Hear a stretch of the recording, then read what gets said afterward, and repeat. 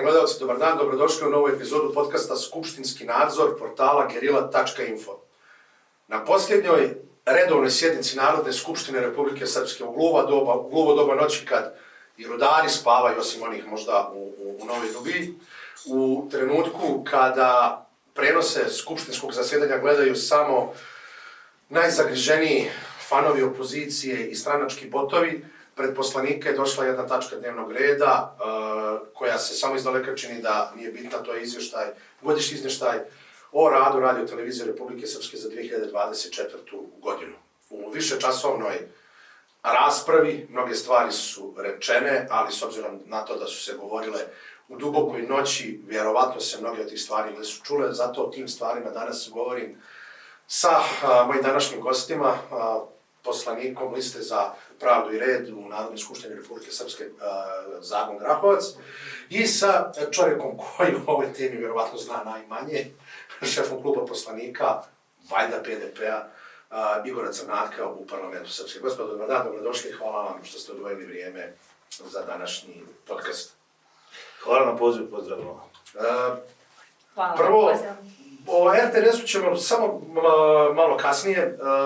Evo sad, iza nas je jedna posebna sjednica koja je opet obilježena manje više bacanjem plamena i svih mogućih vrsta hladnog oružja između skupštinskog rukovodstva i opozicije. Gospođo Grahovac, kako vi ocjenjujete tretman skupštinskog rukovodstva prema poslanicima prvenstveno opozicije? Govorimo o jučerašnjoj sjednici. Inače. Pa inače, pa evo vidjeli ste, recimo moj utisak za jučerašnju sjednicu je bio da je gospođa Anja Ljubojević imala zadatak da po svaku cijenu izbaci šefa našeg kluba Nebojšu Vukanovića i to se dogodilo nakon svega nekoliko minuta njegove diskusije i stvarno je porazno da mi koji iz Hercegovine pređemo 1000 km da bismo iskoristili tih 10 minuta da nešto kažemo, ne možemo ni to reći. Mislim, na njega je zaista najveći udar jer vjerovatno njegove su diskusije najzapaženije, ali dakle, pogotovo na ovim temama na kojima oni očekuju da će briljirati, da će pokupiti sve poene kod javnosti jer se poskupljuju, jer se povećavaju plate, pa da tu nema mjesta nikakvoj kritici, a zapravo nismo govorili juče o povećanju plata, nego o pokušaju spašavanja sistema koji nezaustavljivo propada. Gospodin Crnadak, i vama se često oduzima riječ, prekidaju vas. Kako vi gledate kakav vi tretman imate kod skupštinskog rukovodstva? Ovo je najgore rukovodstvo do sada, definitivno. I ono što vidite kod njih što posebno zabrinjava je mržnja. Vi vidite iskreno da nas nekoliko, posebno koji smo tamo najčešće prisutni, najglasniji i najviše postavljamo za njih nezgodna pitanja, da tu je bukvalno mržnja u očima. To možete jednostavno da osjetite tamo, da ne idemo sad na one primjere čuvene Stevandića kad je rekao treba vas pobriti i druge neke primjere, ali evo vidjeli ste juče, od prvog minuta, odnosno ja mislim da u prvoj minuti je već Vukan bio prekinut 3-4 puta od Ljubojevićke, tako da očigledno da oni imaju jedan sinhronizovan nastup, sabija i otimaj riječ, redukuj koliko god možeš prema opoziciji i to će sigurno biti samo još više izraženo ove godine koliko još bude sjednica do kraja ovog mandata. Što bi rekao Stevandić, idemo u meritum. Ko vas plaća da toliko mrzite naš javni servis? Da, to je zanimljivo je da je jedna teza, ta o mržnji opozicije prema vlasti, dolazi upravo iz SNSD-a, često i od samog Dodika, a zapravo istina je naravno potpuno suprotna. Ta mržnja u prostor je upravo plasirana od vlasti, a kao glavni generator toga i kao najubojitiji njihov alat za širenje mržnje je upravo RTS. To što radi RTS, to prevazilazi jednu propagandnu mašineriju koja radi za jednu stranku. To je mnogo više od toga, nažalost. I niko ne unosi toliko zla i toliko zle krvi, toliko mržnje, toliko podjele u narod kao što to radi RTS. Mi smo imali sad ovu sjednicu na koju ste spomenuli na početku, nedavno, i došla je gospođa koja je direktor, koja sebi pravi zaštitu na način, ja sam direktor, ja nema veze s informativnim programom. Ok, onda sljedeći put povedi nekoga iz informativnog programa ili slušaj šta imamo reći o tome. Dakle, tu nema dileme, možete pogledati monitoringe koji su radili međunarodni faktori. Monitoring je radio i ODIR, čuveni ODIR, OSCE-ova institucija koja se bavi tim stvarima, i radili su neke domaće firme. Svi isto govori. Nije to samo da je njih mnogo više u eteru nego nas, nego se radi da je to, da se svjesno radi upravo stvari koje su profesionalno iskrivljavanje, profesionalno ulaganje, profesionalno oblačenje. Tako da imate situacije kao što je poistovjećivanje stranačkih funkcija i državnih u slučaju Dodika i drugih funkcionera. Imate da je sve što dolazi iz SNSD-a uvijek zlatom okovano, savršeno, super, pink, a mi iz opozicije smo najveće bitange, izdajnici i ološ. I to vam je jedna stvar koja ide. Na sve to imate novinarske komentare koji daju još jedan pečat i treba da ljude, gledaoce Radio televizije Republike Srpske, da ih zavedu i na taj način, da oni kažu, pa znaš, nije ovo samo neki anonimne vijesti, autor anonimnih vijesti koji je stalno protiv njih, vidiš, i ta Veletićka i taj, ne znam, ovaj ili onaj, oni lično staju iza toga da su ti ljudi tako. Dakle, vrlo jedna opasna struktura i ja mislim da će to biti jedan test za vlast, novu, koja će morati dati odgovor na to da li idu da nastave sa istim modelom, jer ti ljudi su spremni. Ti ljudi će sutra biti spremni da nas maksimalno hvale, a da pljuju te koji su jučer hvalili, jer oni samo tako znaju raditi, ili će nova vlast da postavi jedan novi okvir. Ali evo, za kraj samo jedna zanimljivost, recimo, koju nisam stigao da kažem u Skupštini, zapravo anegdota jedna koja govori o tome do koje mjere ide taj prljavi posao koji radi RTRS. Jedne prilike, dok sam bio u savjetu ministara u Sarajevu, Dragan Mektić je bio ministar bezbjednosti i tamo smo se našli, taj dan je bila sjednica i on meni kaže, bio sam, kaže, sinoć kod majke, majka mu je nažalost kasnije preminula, ali živi u jednom selu, malo dalje od Prnjavora, poprilično je zabačeno, je živjela i loš je signal i ona je zapravo hvatala samo RTRS. I on kaže, možeš ti misliti, kaže, bio sam kod majke, kaže, zadnjih dana je samo gledala RTRS i kaže meni, Dragane, mogu se, kaže, nekad poslušati onu Žilju. Pametna je to žena. Znali ste vi koliko je ta žena, pokojna majka Draganova, bila sluđena kad je ona stavila Željku Cvijanović ispred svog sina? Mislim, to je samo jedini mali primjer koji vam govori koliko su oni brutalni u tom što rade. Gospodin Grahvac, gledate li vi RTRS? Nažalost ne gledam. Pa vrijeđam inteligenciju. Na kraju ne mogu da gubim vrijeme gledajući programe koji mi niti pružaju informacije, niti poštujem svoje vrijeme na taj način da zaista ne gledam. Gledala sam neku večer duel to je posle nekoliko godina sigurno prvi put da sam uopšte upala RTRS, kad je naš lider gostovao u emisiji sa Radovanom Kovačevićem. Tu sam emisiju pogledala. To je ova emisija na javnoj kući. Da, o toj emisiji govorimo. Prvi put poslije sigurno više godina. Ranije sam znala zaista nekada da gledam i u par navrata sam pogledala jutarnji program u onom serijalu, ne znam da li se još uvijek emituje, ali nedjeljom je u jutarnjem programu bio redovan gost svake nedjelje Milorad Dodik i tu u trenutku kada nije obavljao nikakvu funkciju i čitav sat vremena nas, tako da bi ujutru dok pravim pitu ili ručak djeci, pustila tu emisiju, eto da vidim baš šta ima gospodin Dodik da kaže cijeli sat vremena u jutarnjem programu, pritom najavljen kao predsjednik, samo predsjednik ničega. Ako ne gledate RTRS, kako se obavještate? Kojim medijima vjerujete? Pa vjerujem, najviše vjerujem portalima, između ostalog i vašem portalu Buka, pa i ova Top televizija, sve one objektivnije izvještavaju nažalost od javnog servisa, pa i ove televizijske kuće iz Federacije N1 i uglavnom pratim koliko mogu sve, ali najviše na internetu, odnosno preko portala, jer one nekako i brže dođu do informacija nego od televizije. Rijeđe gledam televiziju inače. Gospodine Crnadak, da li možemo zaista da govorimo o nekom velikom uticaju RTRS? Ko danas gleda javni servis, ko danas gleda uopšte televizije, pored portala koji donose vijesti sekunde uz sekundu? Da li RTRS zaista ima toliki uticaj? nažalost ima. Ali evo ovako, prvo jednu stvar da kažem oko ovog pitanja Zake. Dobro.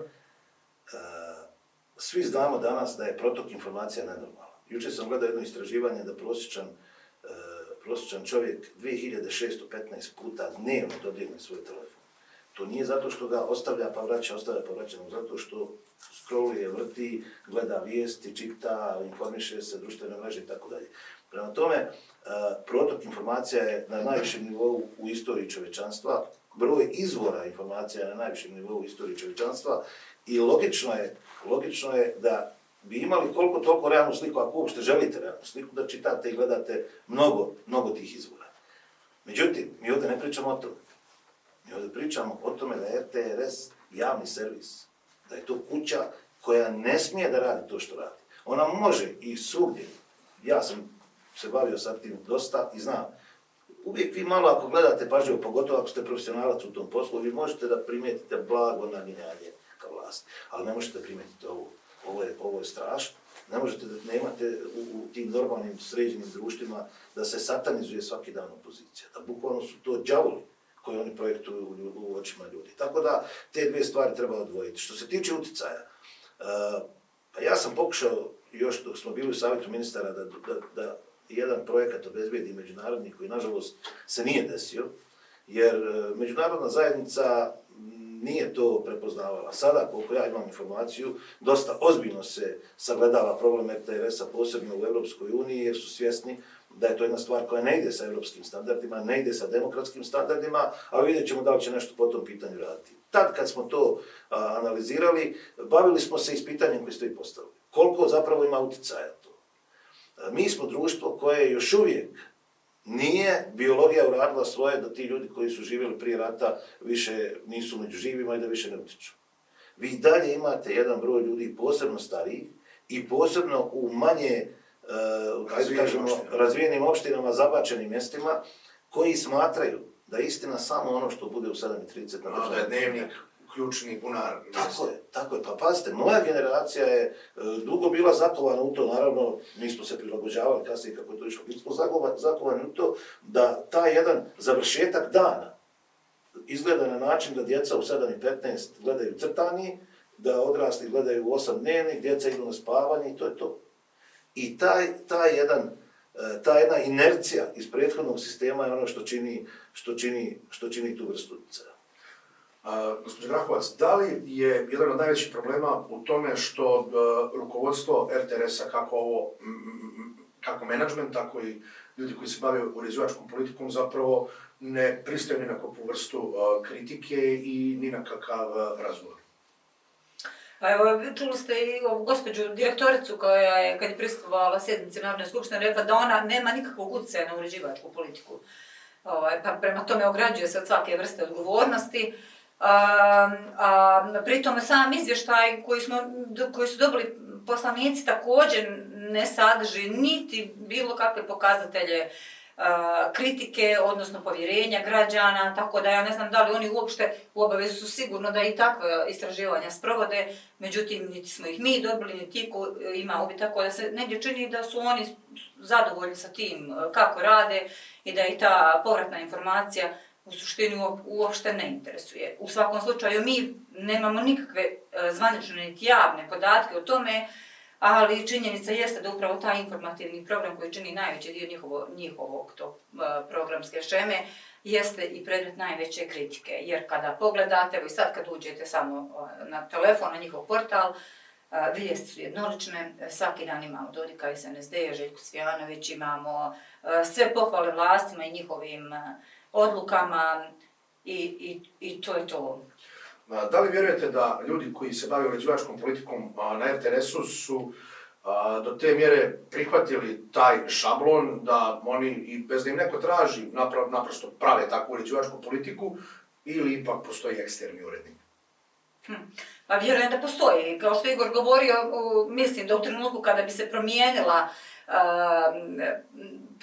dakle, vlast, odnosno kada bi se promijenili ljudi koji rukovode, da bi isto ti ljudi koji tamo rade mogli da rade na drugi način, samo kada bi imali drugačije instrukcije, odnosno vjerujem da tamo ima kvalitetnih ljudi koji bi mogli raditi dobre emisije kada bi im se pustilo na volju. Mi smo 2 puta, odnosno ja sam samo jednom gostovala na RTRS-u, negdje na početku mandata u jutarnjem programu i zaista misleći, evo sad ćemo mi imati neku priliku, dobit ćemo. I moram reći da tom jednom prilikom su bili korektni. Dakle, ispoštovali su nekako sve dogovore, ja sam bila zadovoljna tretmanom koji sam tamo imala.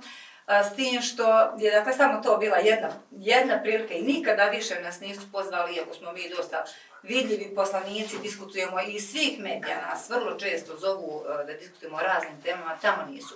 Nekako sam stekla utisak kad sam ušla u prostoriji RTRS-a, da i tamo rade normalni ljudi koji prosto da bi ostali na svom poslu, slušaju instrukcije slijepo, a vjerujem da oni imaju potencijala da radi drugačije. Gospodin Cranak, nisam vodio sad neku statistiku koliko ste vi bili zadnjih godina u programu RTRS-a, ali se sjećam kad ste bili ministar spoljnih poslova Bosne i Hercegovine, emisije... Revizija, tako se zvala. Emisija napravljena za mene. Da, koje ste bili onako baš dobro pripremljeni. Jesu vas zvali poslije toga na RTS? Pa poslije toga vrlo rijetko, a zapravo to je dobar primjer, evo ja se nisam sjetio odmah toga. Dakle, bila je jedna velika želja da se mi satanizujemo tamo koji smo bili predstavnici Republike Srpske u to vrijeme u Sarajevu. Posebno ja, iako je Šarović recimo bio zamjenik predsjedavajućeg savjeta ministara, nekako je ta pozicija ministra inostranih poslova njima bila atraktivnija za tu vrstu posla. I onda ste imali prvo razne izmišljotine, kako ja pričam, protiv Republike Srpske, jer svaka moja izjava protiv vlasti, oni kažu da je to protiv Republike Srpske. Onda ste imali te famozne, oni su angažovali vrhunske te neke dizajnere koji su im pravili globuse koji se okreću mene u avionu, ispisuju se cifre neke koliko se troši para i tako da. Sve su bile konstrukcije, sve su bile najobičnije, neistine jednostavno. I oni su mene pozivali tada, međutim ja sam odbio da dajem izjave za tu emisiju i stalno sam ponavljao jedno te isto, doći ću uživo, da me ne možete sjeći i onda se ta emisija desila. Dakle, oni su izmislili emisiju Revizija, u kojoj su se samo bavili sa mnom. I ta emisija nije imala drugu temu. Zamislite, u šemi, u onoj košuljici programskoj RTRS-a, izmislite novu emisiju da biste jednog čovjeka napadali. I ta revizija imala 3 ili 4 epizode, slagaću, i onda su mene zvali u tu jednu da budem gost. To je trajalo nekih malo manje od sat vremena. Nakon tog mog gostovanja. Ta emisija je ugašena, a novinar koji je to vodio je otišao za konzula u, čini mi se, Tursku. Da. I, dakle, toliko o tome. Međutim, ne možete vi stići svaku stvar da na takav način razbijate. Mi bi se trebalo samo sa tim baviti. Ali ono što je važno i koliko pokazuje da je to bilo sve iz zle namjere od samog početka od njih, i ja ću vam ispričati jednu stvar, nije da prvi put to govorim, ali u ovom kontekstu mislim da trebaju gledalci, slušalci, čitavci da to čuju. Moj prvi, danas je 31. mart, jel? Jeste. Evo, na današnji dan, 2015. godine, moj prvi radni dan na mjestu ministra inostranih poslova. Kad sam došao, sjeo sam, čuo sam se sa porodicom svojom i nakon toga sam rekao sekretarici, pozovite predsjednika Luke Dodika. I on se javio, obavili smo razgovor, ja sam rekao, slušaj, ja sam došao, sjeo sam prvi dan ovdje, ministar inostranih poslova, otvarat će mu se mnoga vrata, bit ću prisutan na mnogim mjestima, kao što jesam bio i još sam dodatno vjerovatno bio aktivan nego možda što se očekivalo. Daj čovječe, ako možemo nešto da radimo zajedno. Tu sam, sve što treba za Republiku Srpsku, što možemo uraditi korisno, dobro. Mene što se tiče na tim stvarima, partijske podjele ne postoje.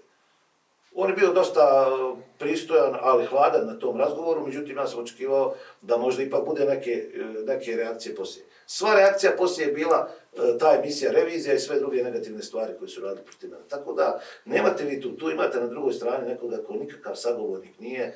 Ti ljudi samo isključivo žele još vlasti, još miliona i RTRS im je zato jedan od glavnih alatki kad su u pitanju mediji.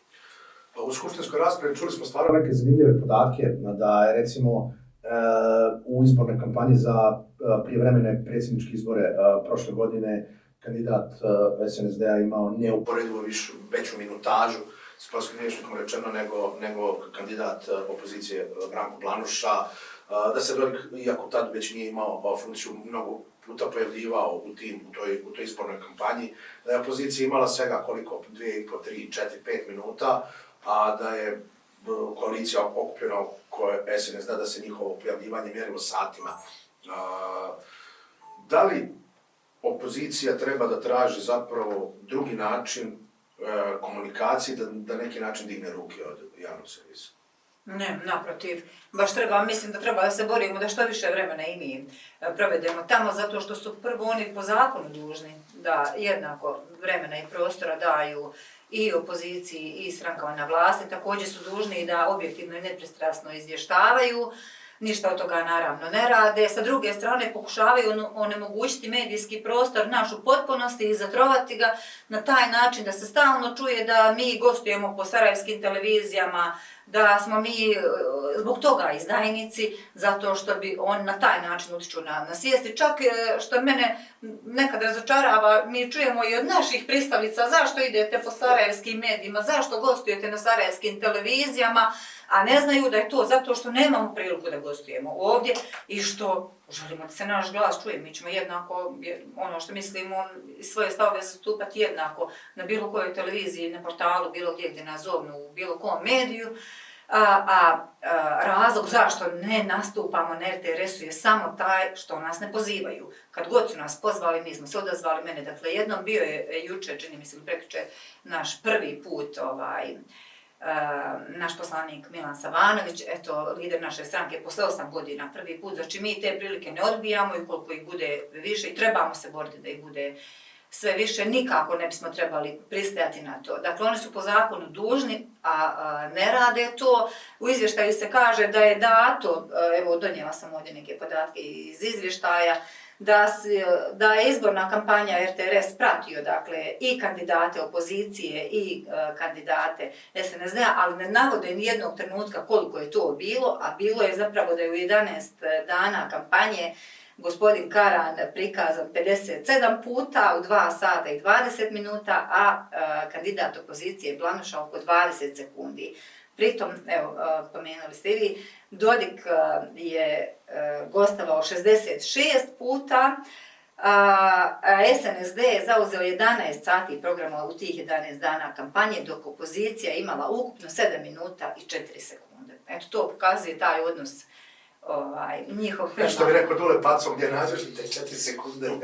Da, eto, to je dakle ta zastupljenost. Dakle, nema pluralizma, nema uravnoteženosti, nema nigdje tih podataka, ima samo da su oni ispratili kampanju i da su oni pratili kandidata opozicije i vladajućeg. Vrlo važna jedna stvar koju da dodam ovoga. Šta još, zašto još koristi vlast RTS? Za stvaranje jedne slike koja im služi da kod onih, kako bi rekao, najmanje obrazovanih, najneukijih ljudi koji su spremni na one najniže porive i da preko njih donose odluke o svojim glasovima, da njih privuku sebi, a paralelno tamo iza scene radi potpuno druge stvari. Evo primjer. Jučer ste vidjeli Izjavu Savo Minić kaže ova vlada je proevropska vlada. Ja sam morao da vratim, da čujem ponovno. Pa RTRS 10 godina vrši neprekidno antievropsku, antidemokratsku, antizapadnu kampanju 24/7. Imate RTRS, pogledajte, od onog dževada, kako se zove, Galjaševića, preko ovih drugih bezbjednostnih, pod navodnim znacima, stručnjaka, do funkcionera. I svaki dan slušate političko Sarajevo, mrze nas, hoće žmiglavce, špitovci, izdajnici itd. Sarajevo. A što nije na RTS-u bila ona slika kada Vito Zirković trči u zagrljaj Sergeju Barbaresu? Pa ja sam onako sretan bio samo kada su mi se djeca rodila. Čovjek hoće da umre od sreće, tamo ide, grli, ljubi, mota se u zastavu. Što to nije bilo na RTS-u? Hrvati. Isto velika priča, Dodik treba nekad izađe na RTS, priča o tome kako o NDH, Ustašama i tako dalje. A što nije bilo na RTS-u kad je Milanović izjavio da je Dodika lično pozvao i rekao mu da ide da odlikuje ustašku jedinicu, da mu je Dodik rekao dođi slobodno. Dakle, oni, što je najgore sa tim stvarima koji su najosjetljivijim, manipulišu, serviraju ljudima jedno, a oni u suštini za toga rade drugo. I zato im je također vrlo važan RTS. Gospođo Hrabac, kako promijeniti odnos RTS-a prema prvenstveno opoziciji, ali i prema novinarskom poslu? Pa mislim da to sada trenutno u ovoj situaciji nije moguće, ali da sa promjenom vlasti, da će to biti prvi zadatak i opozicije i da će do te promjene doći vrlo lako. U tom, dakle, slučaju. Ovako, teško. Gospodin Crnadak, promjena vlasti. Svakoj vlasti treba Informer, Pink, Vučićević, svakoj vlasti treba ovakav javni servis. Šta su garancije da sutra kad se promijeni vlast, toj istoj vlasti neće trebati javni servis koji će do neba i u nebo dizat vlast, a na kočeve nabijat opoziciju? Sad u to već pitanje ulazi vrlo ozbiljno i to višedimenzionalno u izbornu kampanju.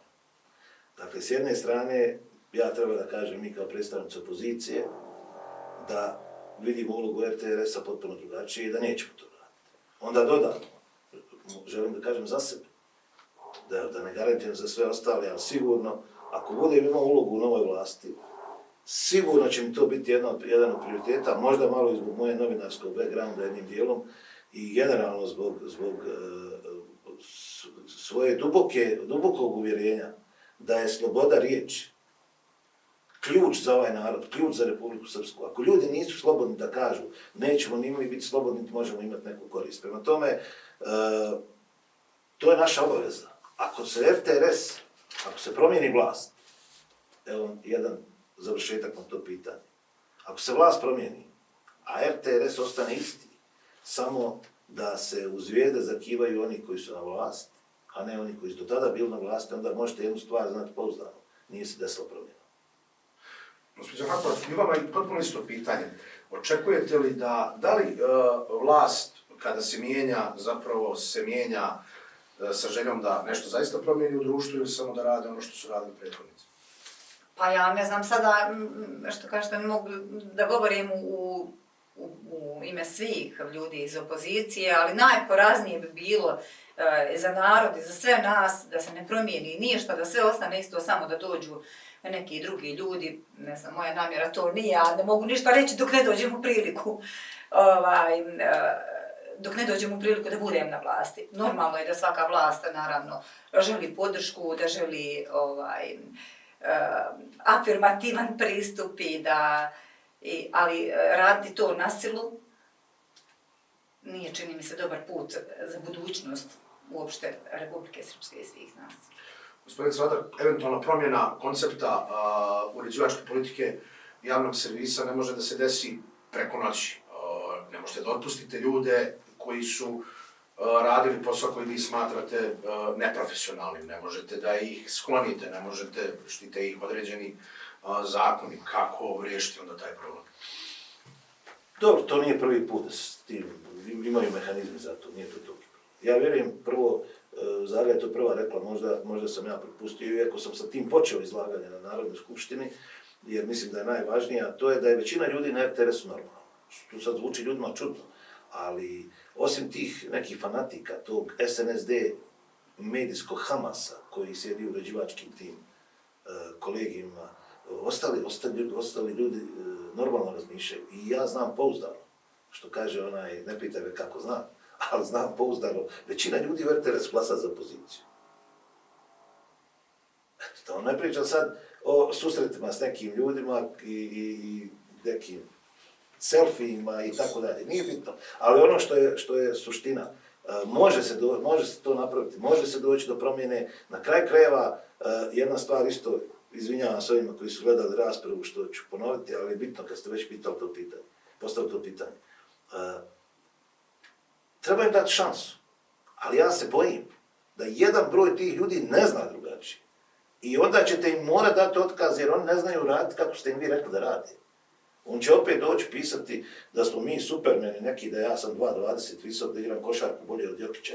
Mislim, ne znam, nebuloze neke. I naravno da mi to nećemo moći pristati na to. I ti ljudi šta će onda raditi? Može, ne znam, može da radi na portalu izvještaje cijene s pijace, nešto slično. Dakle, ima tu načina da se to riješi. Ja koristim još ovu priliku da to pitanje mislim da je dobro za ovu poruku, da neće biti revanšizma. Nema razloga nikakvog da nova vlast bilo kakvu odmazdu pravi prema ljudima masovno. Ovdje je toliko loših stvari bilo u prethodnih 20 godina da sve što treba uraditi je postaviti nova pravila, nove propise kako se radi i nova pravila utakmice, a sudovima i tužilaštvima koji su sad zarobljeni pustiti da oni rade svoj posao, oni će bez ikakve naše guranja, montaža, pritisaka, onog što bi neko mogu da pomisli, imati sasvim dovoljno posla da rade i rješavaju stvari u korist naroda. Gospodo domaći izdajnici, hvala vam na gostovanju. Hvala vam na pozivu. Hvala i vam. Poštovani gledalci, u emisiju smo pozvali i generalnog direktora Radio televizije Republike Srpske. Nikakav odgovor nismo dobili. To sve govori otprilike o tome kakav odnos javni servis ima prema građanima i prema kolegama. Do sljedećeg gledanja, srdačan pozdrav.